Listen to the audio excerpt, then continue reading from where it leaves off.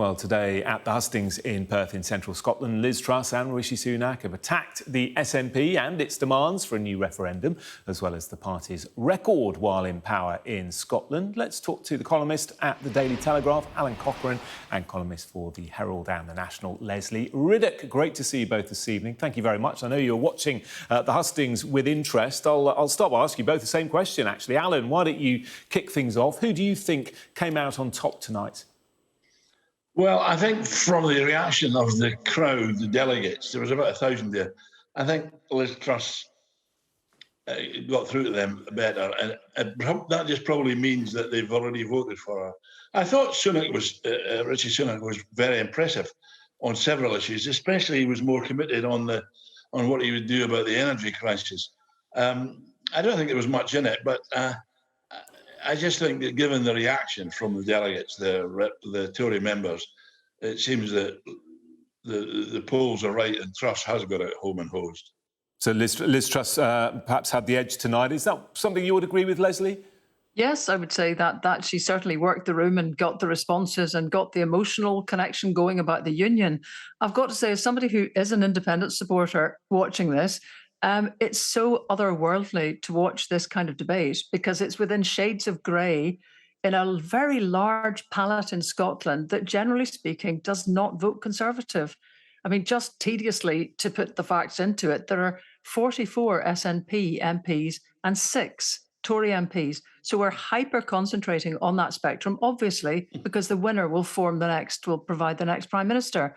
But it's a strange thing to watch, as many of the questions and answers suggested that not only was there obviously opposition to independence, but even to the current devolved settlement, which the vast majority of Scots back.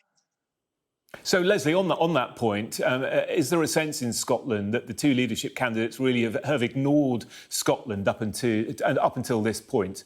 Do you know, it's not even that. I know everybody likes to play this personality card. There was no Cameron bounce for David Cameron. There was no May magic for Theresa May. John Major made bullish remarks and then lost every single Tory MP in 1997. Scots don't vote Conservative in the main. That's it.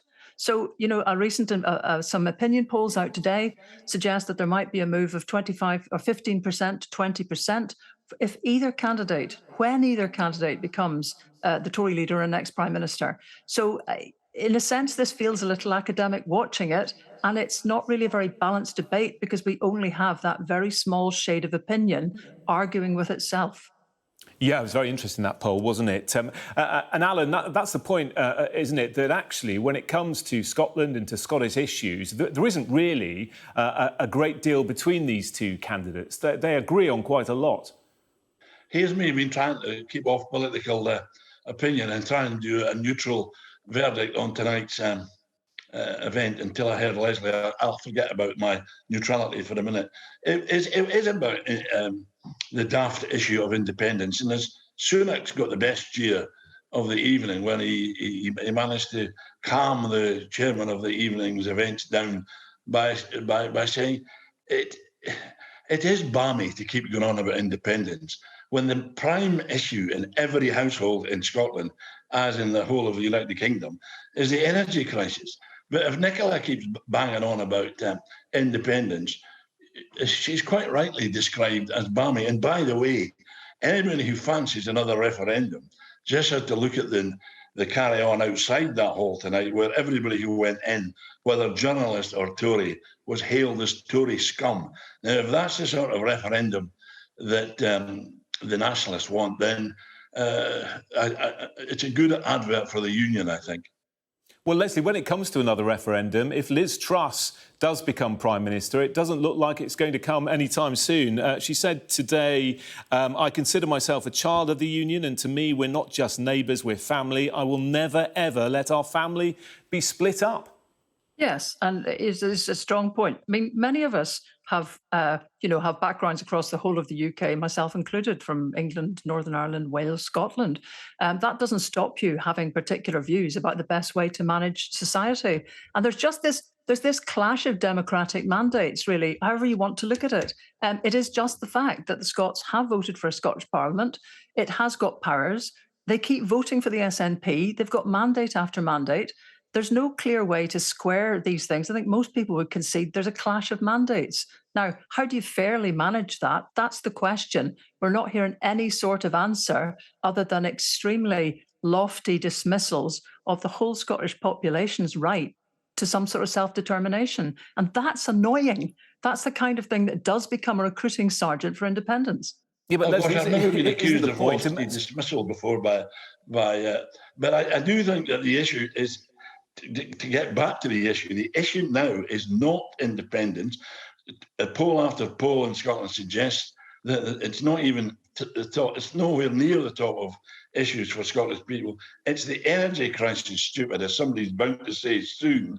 And why on earth, if I was disappointed with anything, and I have been very disappointed in this, the Tory leadership candidates are just not addressing it in any detail.